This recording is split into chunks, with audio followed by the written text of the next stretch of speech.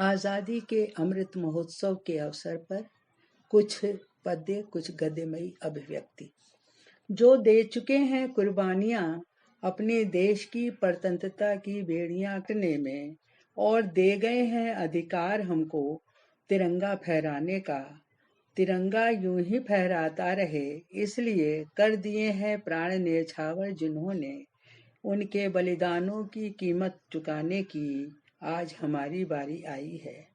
उनके सपनों को साकार करने की सबसे बड़ी जिम्मेदारी जिन दो कंधों पर आई है, उन्हीं को संबोधित करते हुए दो उद्बोधनात्मक कविताएं। शिक्षक के कंधों पर बहुत बड़ा बोझ है समाज को गढ़ने का, सुंदर रूप देने का। क्योंकि नन्हे बच्चे के मन पर शिक्षक की जो छवि अंकित हो जाती है, वह है मास्टर की, परफेक्ट इन ऑल मैनर। और अपनी इस छवि को बनाए रखने के लिए बहुत तपाना पड़ता है उसे अपने आप को, तब शिक्षक शिक्षक कहलाता है। शिक्षक की भूमिका कुछ माली जैसी होती है। बागीचा चाहे राजमहल का हो या किसी आंगन की फुलवारी, माली का दायित्व समान होता है। छोटी फुलवारी सहेजना अधिक कठिन होता है, वह उसका सहेजने का काम अधिक जोखिम भरा होता है। कोमलता और संवेदना की आवश्यकता वहाँ अधिक होती है। बड़े उद्यान के पेड़ों को तराशने के लिए कभी कभी थोड़ा तेज औजारों की जरूरत पड़ जाती है। शिक्षक ही तो होता है जो नन्हे मुन्नों को ताली की थाप पर कविता कहना सिखाता है, पेंसिल की नोक से आहिस्ता आहिस्ता लिखना सिखाता है, जन्मजात प्रतिभाओं को भी तराशता है। सितार पर उंगलियां कैसे चलेंगी और तबले पर ताल कैसे दी जाएगी सिखाता है। उंगलियों में कूची थमा कारीगरी के साथ भावनाओं को मूर्त देना वही तो सिखाता है।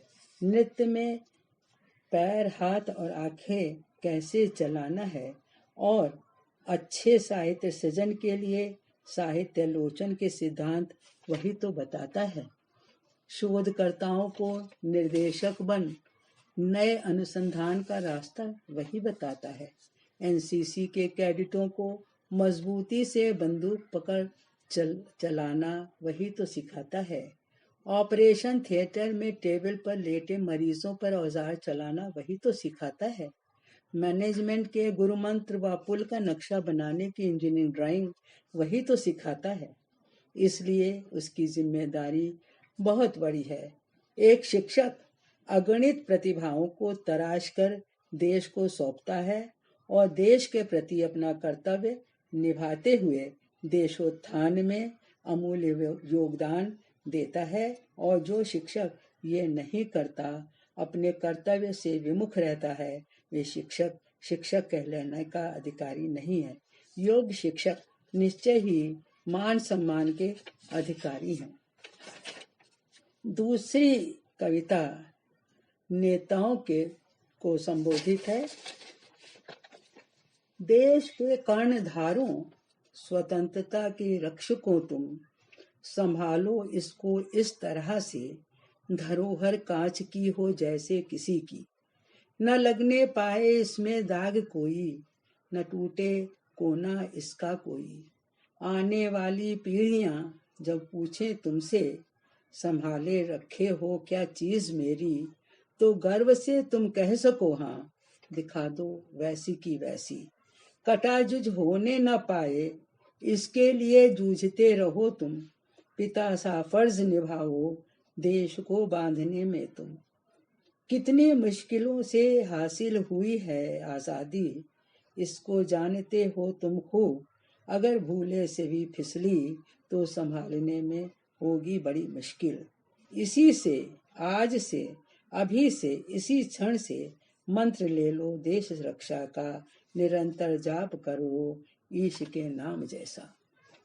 देश को खुशहाल और संपन्न बनाने के लिए जो निरंतर प्रयत्नशील हैं, उनके अभिवादन में कुछ पंक्तियां।